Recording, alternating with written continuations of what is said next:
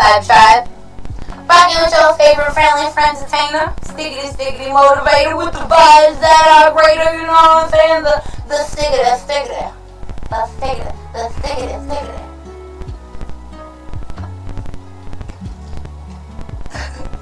Stickity. Alright, so I was in the middle of mentioning things and stuff and such. As far as things and stuff and such, I was reading a post, a blog post, a post blog.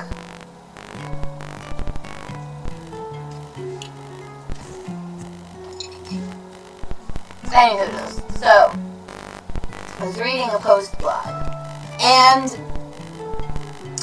I was thinking, you know, I should really read this on stream and just vibe, you know. I remember that I had promised that we would play games within our next episode. We are present within our next episode. So within playing games, we're gonna figadill it. We're gonna figadill it, you know what I'm saying? Let us start the day off, as we normally do, with reading a planetary overview and the quote of the day.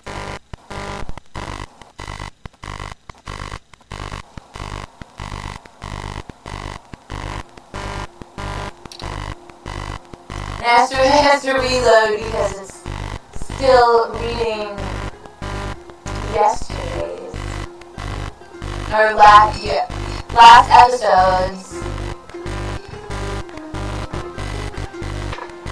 read of planetary overview.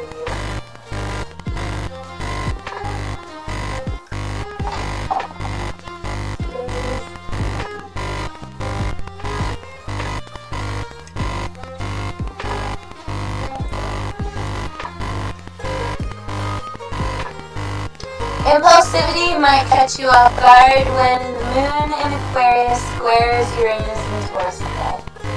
If you're not careful, you might do something you'll later regret. Don't let your emotions rule your actions. Luckily, you should feel calmer when the moon stations void of course for several hours this evening. Use this lunar lull to regroup.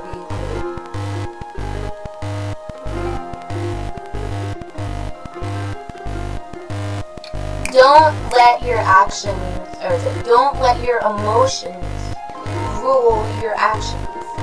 And luckily, I felt calmer as the moon station, void of course, for several hours, began to regroup within the lull of the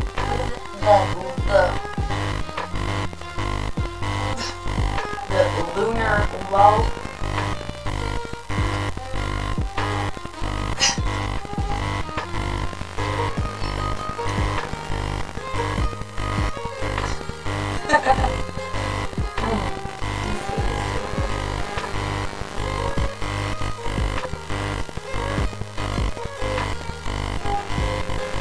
The quote of the day: better keep yourself clean and bright.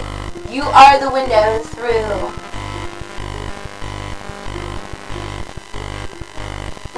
which you must see the world.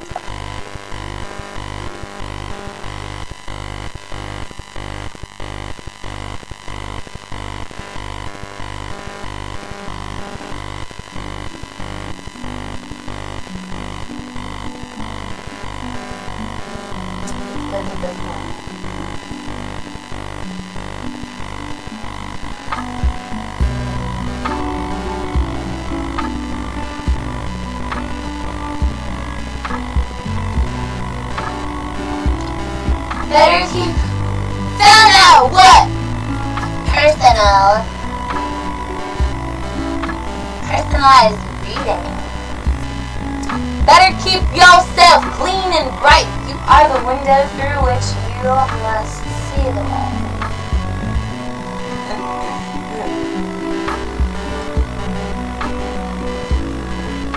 Hey, guess what?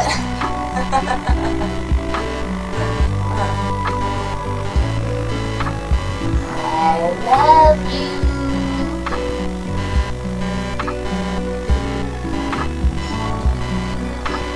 But make love, not war. We have not read our news for today.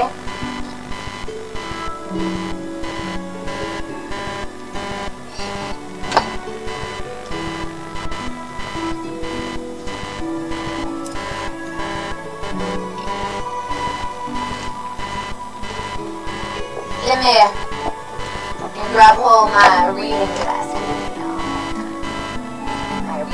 My reading glasses.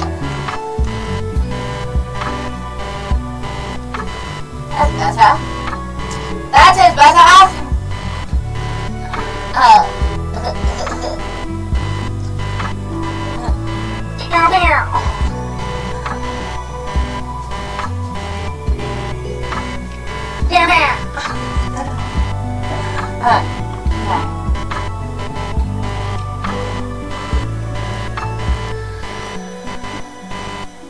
I read a lot, so bear with me.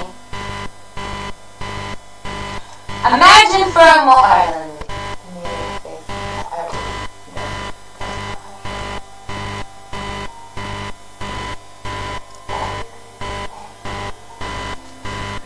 Should I fulfill the next top of you? Imagine for a moment that the Iranian government announces it's developed a nuclear bomb and threatens to use it on Israel. The United States reacts with the threat of military intervention, as it did in 1991 and 2003 in Iraq. Iran signals that it will not tolerate a third Gulf War and looks for allies. American forces mass to enter Iran, which orders national mobilization. Russia, China, and North Korea express their support for Iran, and Washington expands its intervention force. Russia enters the game, raising the stakes in the expectation that the West will back down.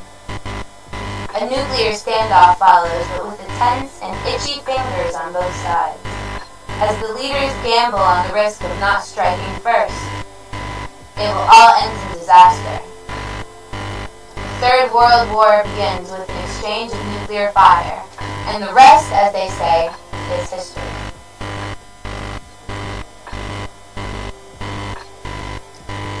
Our picture this. Chinese frustration over the status of Taiwan prompts a buildup of invasion forces. The United States is preoccupied with its own domestic political crisis. Japan anxiously watches the exchange of harsh words between China and Taiwan.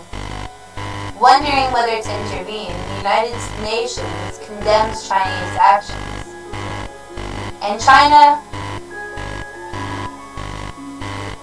repudiates the censure and orders invasion, confident that a quick victory will prevent others from intervening, as Hitler hoped when he invaded Poland in 1939. The United States now activates contingency plans to save Taiwan, and each side uses tactical nuclear weapons against the other's armed forces. North Korea and Russia side with China. There's no general nuclear strike, but Russia warns Europe to keep out. Dividing American strategy between the two theaters as it was the Second World War. The conflict continues to escalate. Now let's consider a totally different kind of global conflict. The growing division between the democratic West and the arc of the authoritarian states across Eurasia has entered a dangerous new chapter. Neither side wants to risk outright war, but there is a possibility that destroying certain satellite communications will undermine military and economic capability of the other side without warning. Without warning, the West satellite attacks and massive damage is done to their commercial military electronic networks outside of our states. No one claims to have launched the missiles. In the chaos that follows, blame is quickly redirected at anti-Western states. Retaliation is difficult to mount with the collapse of communications. Uncertain what to do, the military mobilization is ordered across the Western world. But Russia and China demand that it ceases, as in 1914. The wheels, once set in motion, are hard to stop, and the crisis grows. Welcome to the first space war. These three scenarios are possible, though not one of them I should make clear is probable. Predicting more accurately, imagining the wars of the future can produce dangerous fantasies that promote anxiety over future security. It is likely that even the most plausible prognosis will be wrong. The development of nuclear weapons has substantially changed the terms of any future global conflict. There are no doubt contingency plans prepared by armed forces everywhere to meet a range of possibilities that might otherwise be regarded as fanciful in the real world. And while history may help us to think about the shape of a future war, the lessons of history are seldom learned. Yet the questions of how a third world war might erupt haunts us today more than at any time since the end of the last World War. The very act of guessing is proof that our expectations that warfare of some kind remains a fact in a world of multiple insecurities. Conflicts in Ukraine, Gaza, Myanmar, and Sudan are a reminder that ever-present reality. And regular threats from Russia about using nuclear weapons suggest that our fantasies may not be so wide of the mark after all. Perhaps in attempting to forecast the outbreak of a future war, we should ask another question. Why do we make war at all? War has been a characteristic of almost the whole recorded history, and warlike violence preceded the establishment of the first states.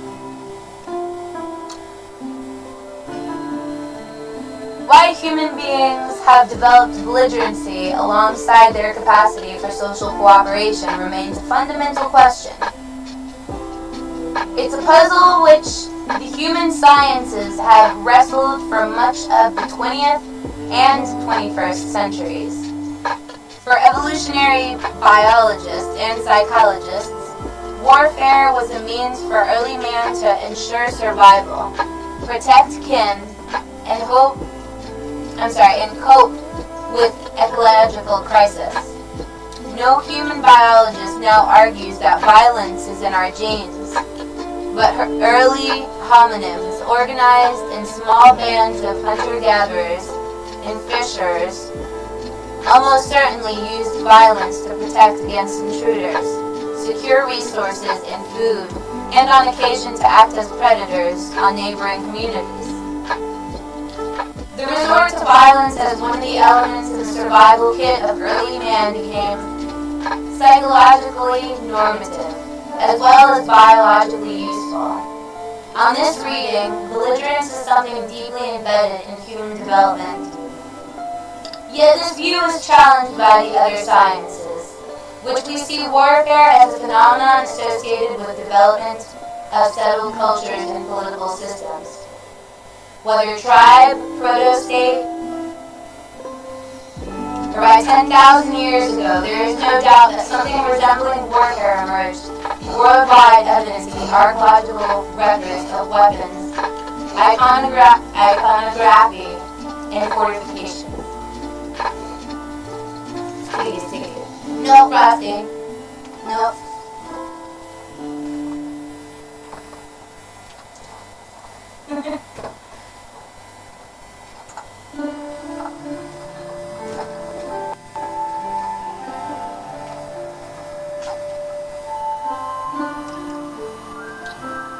Yet this view is challenged by other sciences, which we see warfare as a phenomenon associated with development of settled cultures and political systems. Whether tribe, proto-state, or by 10,000 years ago, there's no doubt that something resembling warfare emerged worldwide. Evidence in the archaeological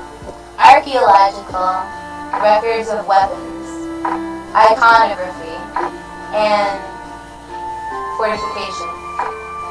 Warfare was not like modern war, organized in mass armies and supplied by military industries, but took a variety of forms.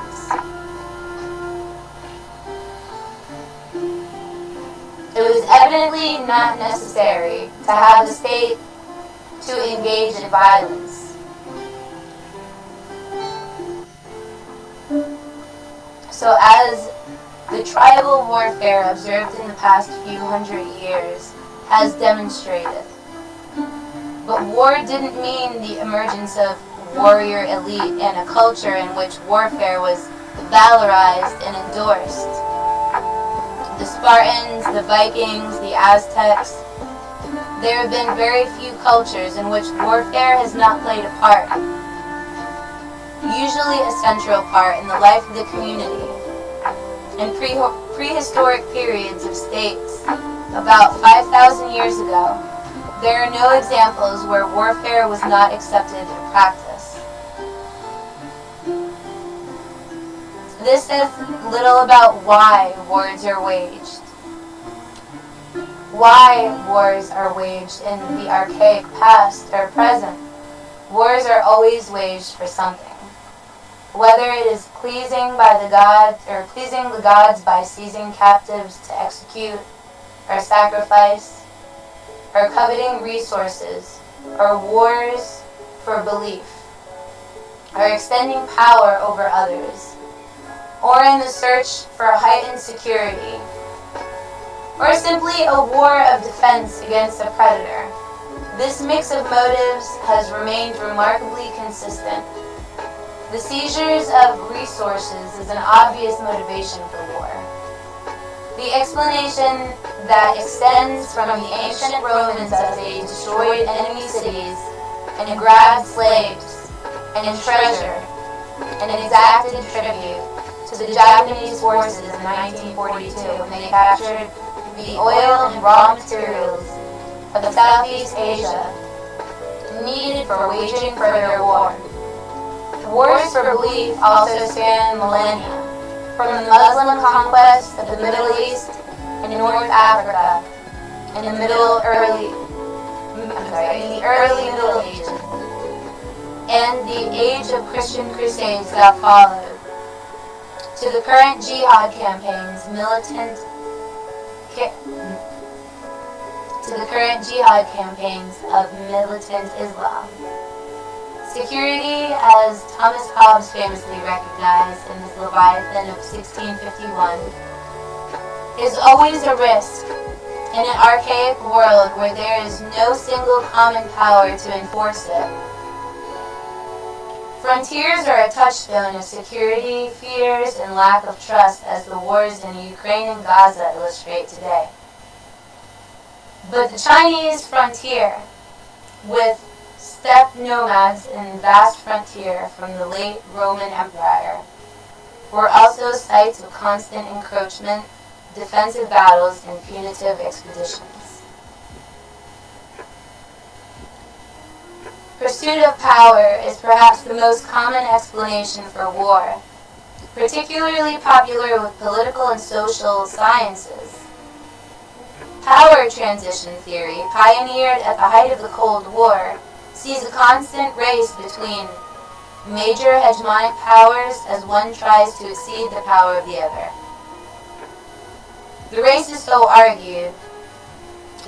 so it is argued, might end in war as declining power seeks to protect its position, or a rising power seeks to replace it. At one time, the theory was applied to the United States and the Soviet Union, but never went to war against each other. Now it's applied to possible war between the United States and China, which has become a favorite scenario for those predicting the 21st century conflict. Yet it's a theory that works poorly. The two world wars began with a major power picking on a lesser one. Serbia in 1914, Poland in 1939, and then dragging other powers into the maelstrom that might indeed happen with Taiwan, as it's already happening with Ukraine.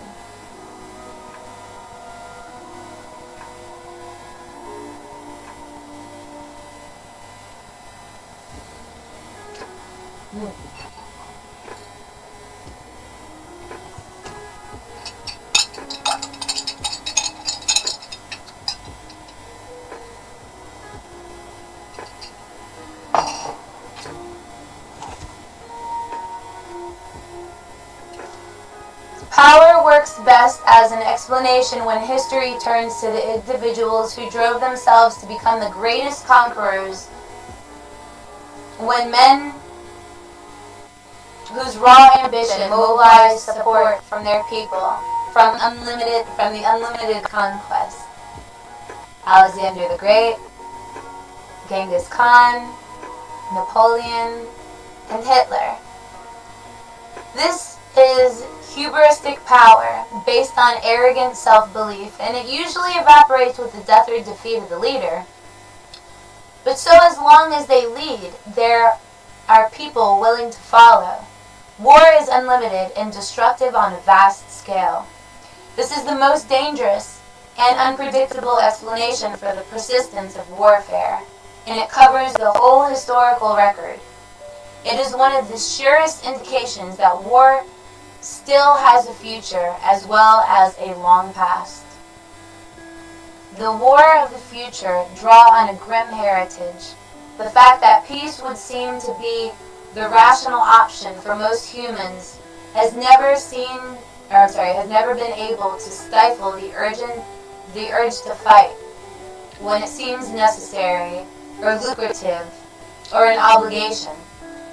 And that heritage is the chief reason it is possible to imagine a future war. After the end of the Cold War, there was once a fashion for saying that war was obsolete. If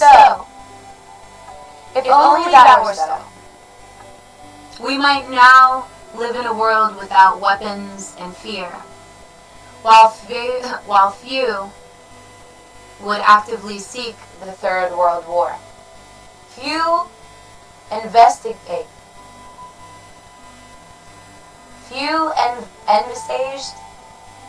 or wanted the other two.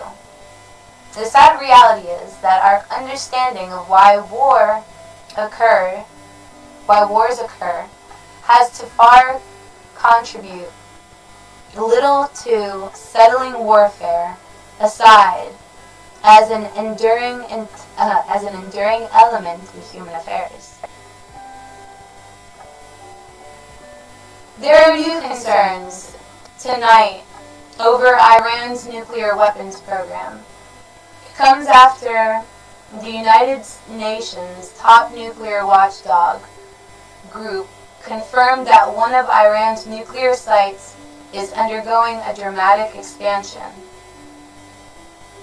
During a visit to the United States, Israeli Defense Minister once again warned against the threat posed by Iran's nuclear arrangements.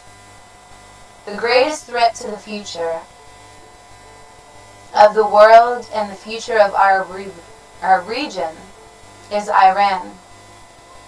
And time is running out. Gallant said during a meeting with his counterpart, Lloyd Austin, in Washington on Tuesday. According to his office, now is the time to realize the commitment of American administrations over the years to promise to prevent Iran from possessing nuclear weapons, said Gallant. Israel has long warned about Tehran's nuclear armament program. Since the start of the Gaza war, following the massacre of Israelis carried out by Palestinian Islamist movement, Hamas, almost 9 months ago, various pro-Iranian groups as well as Iran have attacked Israel with rockets, grenades, or artillery fire. After Israeli Prime Minister Benjamin Netanyahu verbally attacked the U.S. government in a recent video over a withheld arms shipment, Gallant on Tuesday praised the cooperation by the two sides in the massive defense of Israel against the massive attack by Iran and its proxies. Israel and the U.S. are also working together to reach an agreement in the face of fighting on Israel's northern border, but we must also discuss readiness for every possible scenario, Gallant said. Israeli and the Iranian-backed Lebanese Shiite militia Hezbollah have been firing at each other almost every day for more than 8 months. The intensity of the fights was recently increased significantly. Washington is endeavoring to find a diplomatic solution to the conflict, so far without success. Israel wants Hezbollah to withdraw behind Litani River, 30 kilometers from the border, in accordance with the UN resolution. Gallant recently warned that Israel is also prepared to launch a major military operation if necessary. According to a report by the U.S. broadcaster CNN, senior U.S. representative assures members of an Israeli delegation that the U.S. would give Israel its full backing and should, with a major war with Hezbollah break out. CNN anchor Case Hunt stopped an interview with a top spokesperson for former President Trump's campaign on Monday after she repeatedly attacked two CNN anchors who are slated to host this week's presidential debate. Hunt asked Trump's National Press Secretary Caroline Leavitt what Trump is going to do differently on the debate stage this time, drawing reference to his 2020 clashes with President Biden. President Trump knows what he really wants to say, and he's going to relay his vision to the American people, to make his country strong, safe, secure, and wealthy again. He's been doing that across this great nation, to all corners of this country, Leavitt said. And that's why President Trump is knowingly going into a hostile environment on this very network, on CNN, with debate moderators who have made their opinions about him very well known over the past 8 years, and their biases coverage of him. Hunt pushed back on Leavitt's comments about CNN moderators Jake Tapper and Dana Bash, who will host Thursday's debate hosted by the network in Atlanta. So I'll say, my colleagues Jake Tapper and Dana Bash have acquitted themselves as professionals as they have covered campaigns and interviewed candidates from all sides of the aisle, Hunt said. I'll also say that if you talk to analysts of debates previous, that if you're attacking the moderators, you're usually losing. Hunt then asked Leavitt what Trump's team expects from Biden on the debate stage. and the former president's spokesperson again attacks Tapper. Within analyst debates within attacking moderators, well, first of all, it takes about 5 minutes to Google Jake Tapper, Donald Trump, to see what Jake Tapper has. Levitt said before Hunt cut her off again, warning her, "Ma'am, we're going to stop this interview if you're going to keep attacking my colleagues." As Levitt continued, Hunt instructed the CNN control room to cut the video feed of Levitt and pivoting back to a panel discussion on the upcoming debate. "Caroline, thanks very much for your time. You're welcome to come back at any point," Hunt said.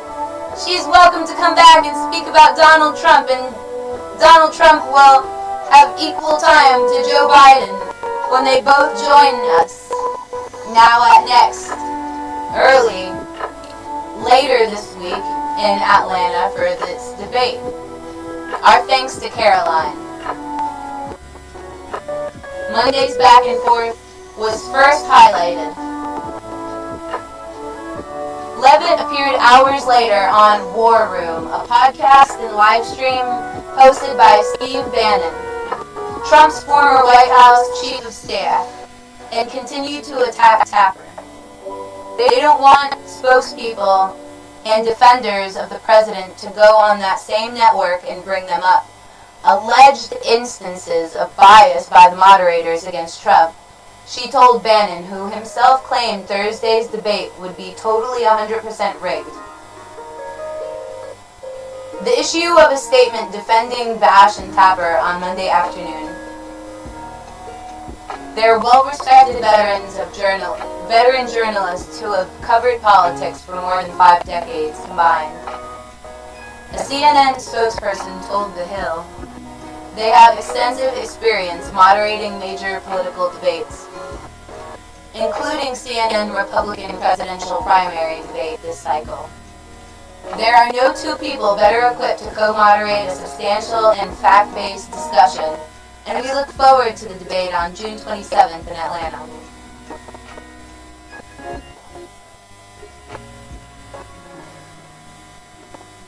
Israeli forces on Tuesday bombarded besieged Gaza, where Palestinian officials said one strike killed 10 family members of Hamas. Qatar-based political chief Ismail Haniyeh, including his sister. The report's strike came 3 days after Israeli Prime Minister Benjamin Netanyahu said the intense phase of the war, raging since October 7th, was winding down, and his defense minister was visiting Washington. Israel's military did not immediately confirm the early morning strike, which the Civil Defense Agency and Hamas-ruled Gaza said hit the family's house in the northern Al-Shati's refugee camp, leaving some bodies trapped under the rubble. The military said its forces struck Hamas operatives inside school compounds in Al-Shati, another area of northern Gaza, overnight, accusing them of involvement in the October 7th attack that sparked the war and in holding hostages captives. Civil Defense Agency spokesman Mohammed Basal told AFP there are 10 martyrs and several wounded as a result of the strike, including Zahar Haniyeh, sister of Hamas, Political Bureau Chief Ismail Haniyeh. Haniyeh lost 3 sons and 4 grandchildren in a strike in April when the Israeli military accused them of terrorist activities. The Hamas chief at the same time said about 60 of his relatives had died in the Gaza war. Netanyahu said in a TV interview Sunday that the heaviest fighting in more than 8 months old Gaza war was nearing an end. But that war would continue in order to bring home the remaining hostages and destroy Hamas.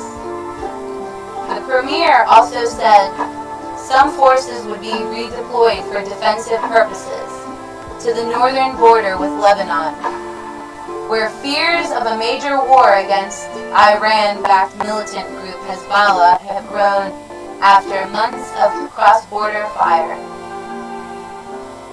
Top U.S. officials meeting Israel's defense minister Yoav Gallant in Washington warned their ally to avoid further escalation in Lebanon, and also discussed ongoing efforts towards a deal to free the remaining captives in Gaza. Stand together. Months of talks toward Gaza truce hostage release deal have once more stalled, chiefly over Hamas's demands for a permanent end to the fighting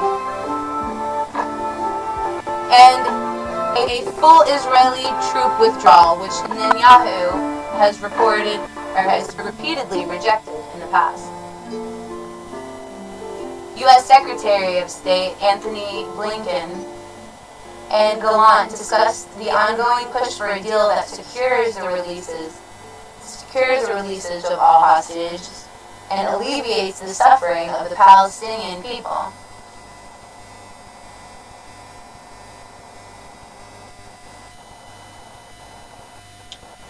Blinken also underscored the importance of avoiding further escalation of conflict and reaching a diplomatic resolution that allows both Israel and Lebanese families to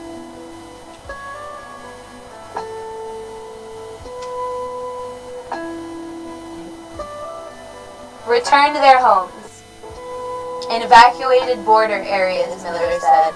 Netanyahu, who has had tense relations with U.S. President Joe Biden amid the devastating war in recent days, has annoyed the administration by accusing Washington of cutting back arms and ammunition deliveries. The United States has strongly denied the claim, stressing it had only withheld a single shipment of heavy bombs, although Israeli media reports suggest it has ended emergency fast-track weapon shipments. Gallant took more of a conciliatory tack. The eyes of both our enemies and our friends are on the relationship between the U.S. and Israel, he told Blinken, according to Gallant's office. We must resolve the differences between the U.S. quickly and stand together. Gallant also met CIA Chief Bill Burns, the U.S. point man, to talk to free the captives and emphasized Israel's commitment to return the hostages with no exceptions. We're trapped. The bloodiest ever Gaza war started with Hamas' October 7th attack on southern Israel that resulted in the deaths of 1,195 people. Most civilians, according to an AFP based on Israeli official figures. Militants who also seized about 250 hostages, to 116 of whom remain in Gaza, though the army says 42 are dead. Israelis' retaliatory offensive has killed at least 37,000 people, mostly civilians. Gaza's health ministry said. Since then, civil defense crews have recovered more than 13 bodies from the location hit by Israeli airstrikes, said agency spokesman Basal, before the latest attack on the Hania family home. An AFP correspondent witnessed the strike. I'm sorry. I don't know how.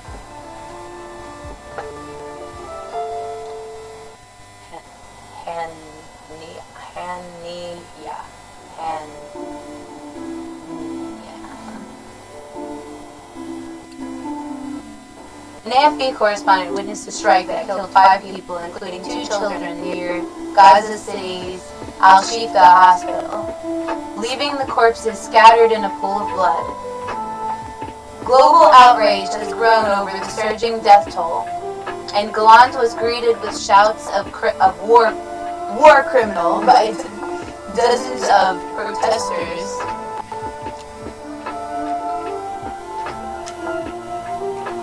War criminal protester.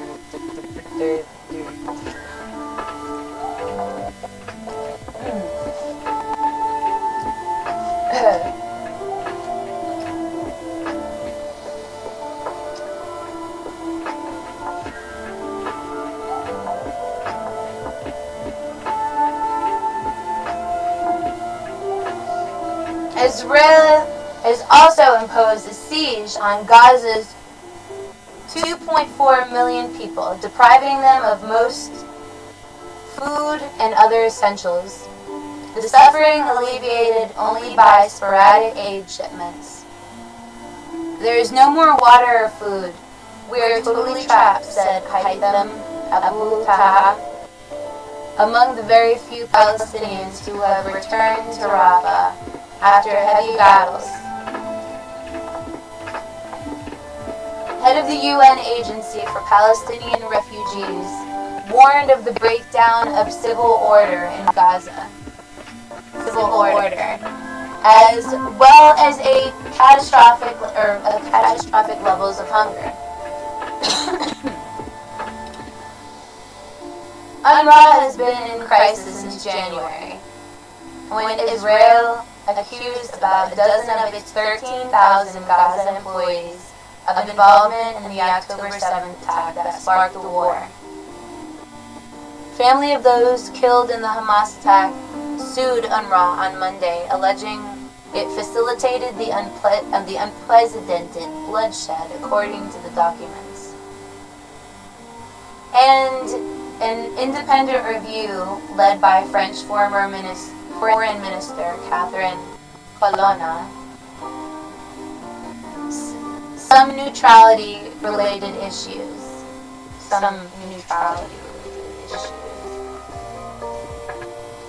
But said Israel had yet to provide evidence for its main allegations. Ukraine destroyed columns of awaiting Russian soldiers with HIMARS, a Ukrainian commander said. He said Ukraine targeted them as soon